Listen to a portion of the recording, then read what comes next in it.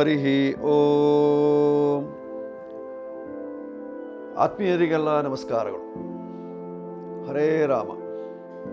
ರಾಮಾಯ ರಾಮಭದ್ರಾಯ ರಾಮಚಂದ್ರಾಯ ವೇದಸೆ ರಘುನಾಥಾಯ ನಾಥಾಯ ಸೀತಾಯ ಪತಯೇ ನಮಃ. ಶ್ರೀರಾಮಚಂದ್ರ ಪರಬ್ರಹ್ಮಣೇ ನಮಃ. ಆತ್ಮೀಯರೇ, ನಾವು ವಿಶೇಷವಾಗಿ ರಾಮತಾರಕ ಹೋಮವನ್ನು ಮಾಡುವುದರಿಂದ, ರಾಮನ ಮಂತ್ರವನ್ನು ಜಪಿಸುವುದರಿಂದ ನಮಗೆ ಇರುವಂತಹ ಸಕಲ ದೋಷಗಳು ಪರಿಹಾರವಾಗ್ತದೆಯಂತೆ. ಸಕಲ ದೋಷಕ್ಕೆ ರಾಮತಾರಕ ಮಂತ್ರ. ಆಂಜನೇಯ ಉಪಾಸನೆ ಮಾಡಿದ್ದಾನೆ ಅಲ್ವಾ? ಆಂಜನೇಯನು ಪ್ರತಿ ದಿವಸವೂ ಹೇಳುವಂತಹ ಮಂತ್ರ ಯಾವುದು ಅಂದರೆ ಇದೇ ಮಂತ್ರವನ್ನೇ, ರಾಮನ ಮಂತ್ರ, ಶ್ರೀರಾಮನ ಮಂತ್ರ.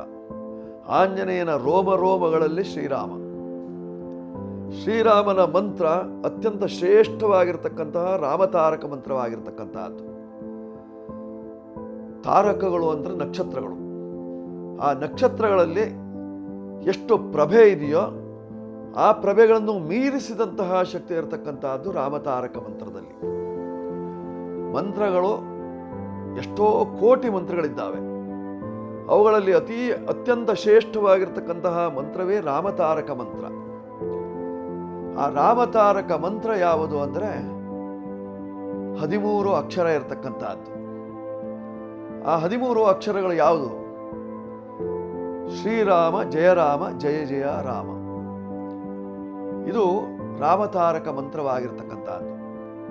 ಈ ರಾಮತಾರಕ ಮಂತ್ರವನ್ನು ಬರೆಯುವುದರಿಂದ, ರಾಮತಾರಕ ಮಂತ್ರದ ಜಪವಾನುಷ್ಠಾನವನ್ನು ಮಾಡುವುದರಿಂದ, ರಾಮತಾರಕ ಮಂತ್ರದಿಂದ ನಾವು ಹೋಮವನ್ನು ಮಾಡುವುದರಿಂದ ನಮಗಿರತಕ್ಕಂತಹ ಸಂಕಷ್ಟಗಳೆಲ್ಲ ದೂರವಾಗುವಂತಹದ್ದಿದೆ.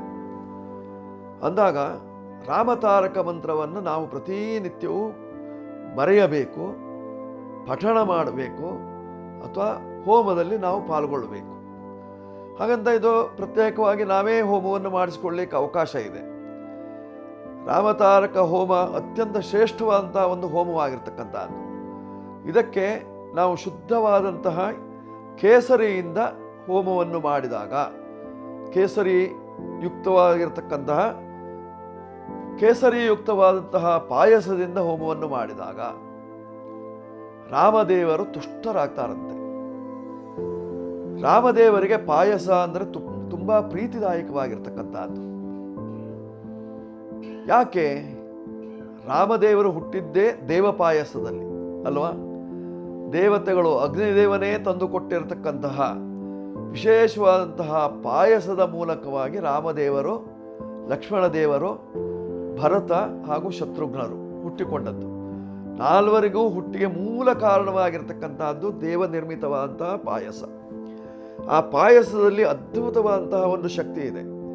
ಸಾಕ್ಷಾತ್ ಅಗ್ನಿದೇವನೇ ಸ್ವರ್ಣಮಯವಾದಂತಹ ಪಾತ್ರೆಯಲ್ಲಿ ಕೊಟ್ಟಿರತಕ್ಕಂತಹ ಪಾಯಸವನ್ನು ದಶರಥ ಮಹಾರಾಜನು ಸ್ವೀಕಾರವನ್ನು ಮಾಡಿ ತನ್ನ 3 ಹೆಂಡತಿಯರಿಗೆ ಪಾಲು ಮಾಡಿ ಕೊಡುವುದರ ಮೂಲಕವಾಗಿ ದೈವ ಸಾನ್ನಿಧ್ಯದ ಜೊತೆಯಲ್ಲಿ ಮಕ್ಕಳನ್ನು ಪಡೆದಿದ್ದಾನೆ ದಶರಥ ಮಹಾರಾಜ.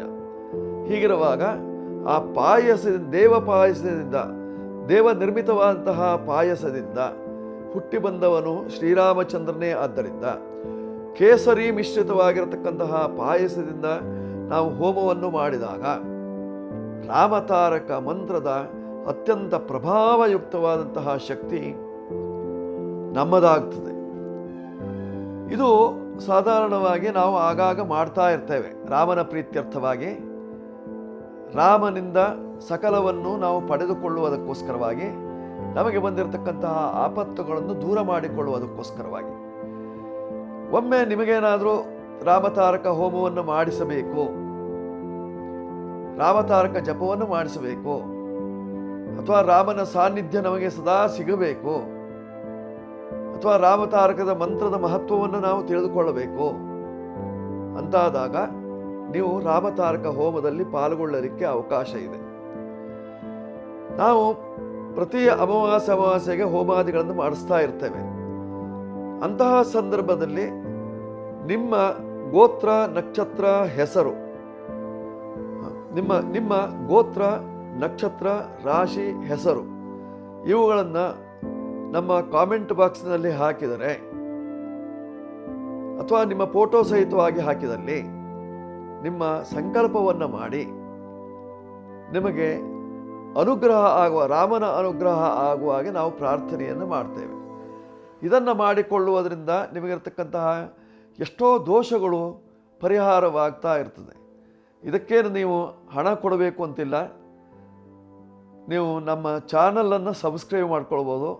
ನಮ್ಮ ಚಾನಲನ್ನು ಸಬ್ಸ್ಕ್ರೈಬ್ ಮಾಡಿಕೊಂಡು ಬೆಲ್ ಬಟನ್ ಒತ್ತಿ ಕಾಮೆಂಟ್ ಬಾಕ್ಸ್ನಲ್ಲಿ ನಿಮ್ಮ ಫೋಟೋ ಹಾಗೂ ನಿಮ್ಮ ಗೋತ್ರ, ನಕ್ಷತ್ರ, ರಾಶಿ, ಹೆಸರು ಇವುಗಳನ್ನು ಹಾಕಿದಾಗ ನಾವು ಸಂಕಲ್ಪವನ್ನು ಮಾಡ್ತೇವೆ. ಅದರಿಂದ ರಾಮತಾರಕ ಹವನದ 1 ಅಂಶ ಪುಣ್ಯವಾದರೂ ನಿಮಗೆ ಲಭ್ಯವಾಗ್ತದೆ.